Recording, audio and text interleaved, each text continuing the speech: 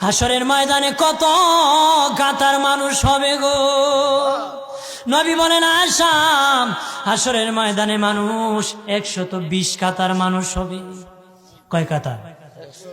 আয়েশা রে, হাসরের ময়দানে 120 কাতার মানুষ হবে।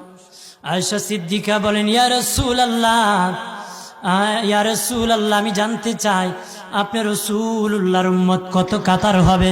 নবী বলেন আয়েশা, আমি রাসূলুল্লাহর উম্মত একাই 80 কাতার হবে।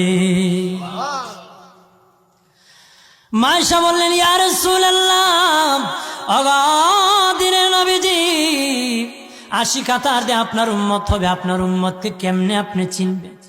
নবী বলেন আয়েশা রে, আমার উম্মতকে 3টা পরিচয় আমি চিনব। 1 নম্বর পরিচয়, আমার উম্মতের কপাল থেকে নূর চমকাবে, নূর চমকাবে। নবী বলে বাবা সাহাবীরাম, অসংখ্য ঘোড়ার মধ্যে যদি কিছু চান কপাল্লা ঘোড়া হয়, এইগুলা চিনতে বড় সহজ হয়। চান কপাল্লা ঘোড়া চিনতে বড় সহজ হয়। হাসরের ময়দানে আমার 1 প্রকার উম্মত চান কপাল্লা হবে, কপাল থেকে নূর চমকাবে, নূর চমকাবে। তখন আমি বুঝতে পারবো নূর চমকেওয়ালা তারা সবাই আমি রাসূলুল্লাহর উম্মত।